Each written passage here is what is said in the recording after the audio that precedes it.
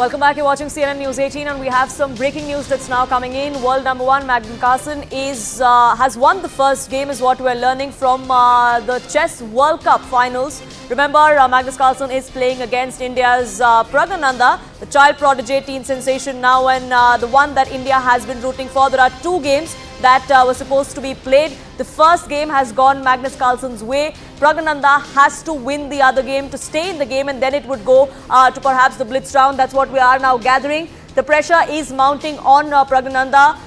We're trying to get you more details of what exactly is expected next. This game could go on for a few hours now. This was the first 25-minute time control game which has gone Magnus Carlsen's way, is what we're now learning. Shivani, my colleague, will be joining us shortly, getting us more details of what exactly is expected next. This is just the first game. The second one, the 25-minute second game, is still yet to take place. Praggnanandhaa could come back the top from behind. That is, of course, the expectation his family, his coach, most of us Indians are going to have. It would be quite historic if he did that, if he would fight back and stay in the game, and if he could script history at the Chess World Cup. Remember, today is day 3.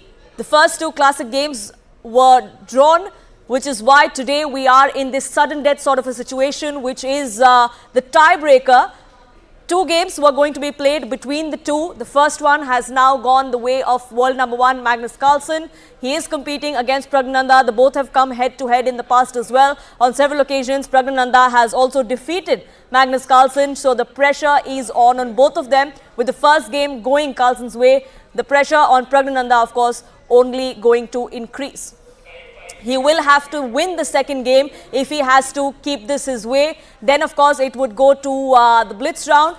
We will have more games of 10 minutes each, of 5 minutes each. And if there is still no winner, that would mean that we would go into the rapid format, or blitz as it's called, which would be repeated until there is a clear winner. That could end in a draw as well, and every single game will then be repeated. But for now, we still have the second 25-minute game to go between the duo, which would decide which way this goes. If that draws as well, if that goes Praggnanandhaa's way, then we would have a 10-minute game each.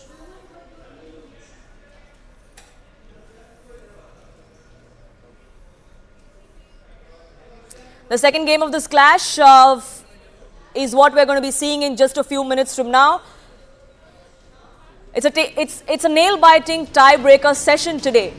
The first 2 days ended in a draw. Two classical games played on the last 2 days, which has ended in a draw, which is why today we see this nail-biting of a finish that's happening, a tiebreaker, a sudden death sort of a situation that is going to now prove to be a big test for the 18-year-old.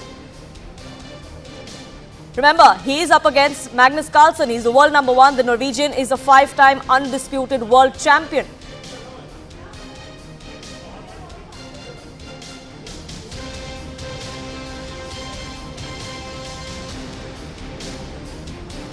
As far as round 1 of this particular game went, Praggnanandhaa was looking to defend a very tricky end game from Carlsen, is what we are now learning.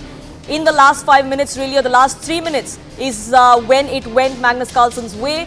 The two players exchanged rooks. Carlsen had over 3 minutes left on his clock, while Praggnanandhaa had only a minute or even less.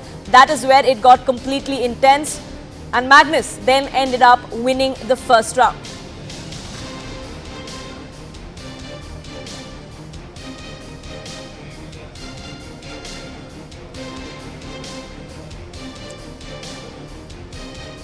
It's not endgame just yet for Praggnanandhaa. There, of course, is another 25-minute game that he would be playing. It is an intense battle between the duo. The pressure, of course, is going to be mounting on Praggnanandhaa because Carlsen has won the first tie break. But if Praggnanandhaa wins the second one, then we would have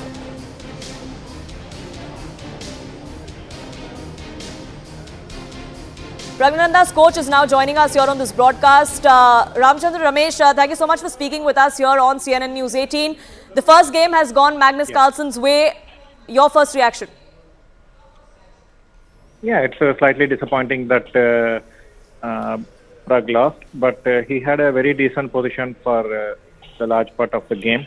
and there were a few moments where I felt he could have even put Magnus under intense trouble, but they were running short of time, and with less time on the clock, he made some nervous moves, and his position collapsed very quickly. Yeah, so what has happened has happened. Now he has to try to make a comeback with the black pieces against Magnus, which is not going to be easy because Magnus is very experienced, and he knows just a draw will be sufficient for him to win the tournament. So he will try to play very safe and take all life out of the position. But yeah, let's see. Let's see how Prag is able to handle the pressure.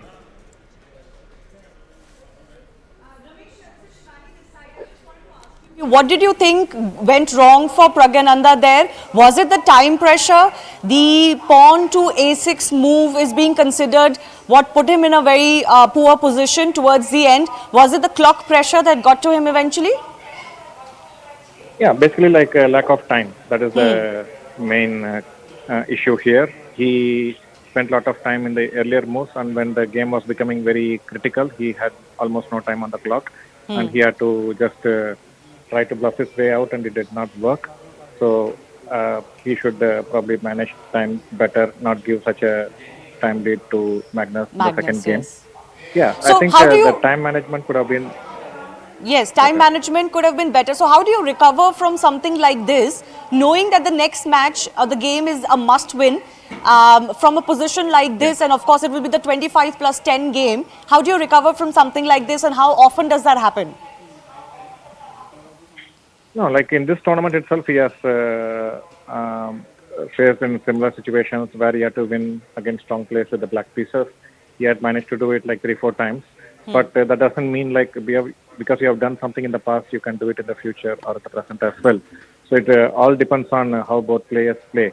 So if Carlsen does not get nervous and he does not play too safe, then it should be in his favor. But if he gets nervous and at any cost he is trying to make a draw, then that can induce some mistakes. So it will all depend on whether Prag manages to create something with the black pieces out of the opening.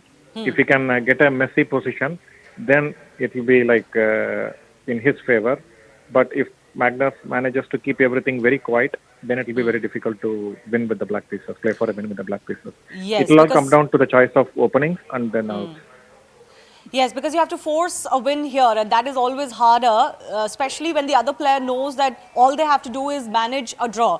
So, in the minutes between the next game, what is it that usually somebody like Praggnanandhaa does? What would he be telling himself? How does he spend these minutes? No, he'll be having a computer with him now. He'll be having the laptop with him. They would have given a special room for him where he can sit in isolation and prepare for the next game. So already like we know like what opening he's going to choose and all that. So he'll just quickly go through the material. But more than that, he will try to calm his nerves. He should still have faith in himself that I can bounce back from this difficult situation. That is more important. Rather than the chess preparation, mentally being ready to put a fight and come back, believing in himself in this difficult situation will be the key. And like you said, he's been through very tough tiebreakers with the top seeds in this competition itself. Do you think that will give him the confidence that he needs? Yeah, it will give the confidence, but all that would not matter. Like whether we feel confident or not, all this will not matter. Like once the game starts, then everything that is happening on the board will take over. Then how you react to what is happening, and how you think, the quality of your analysis, the intensity of your concentration, all that will be the deciding factors, not what has happened in the past.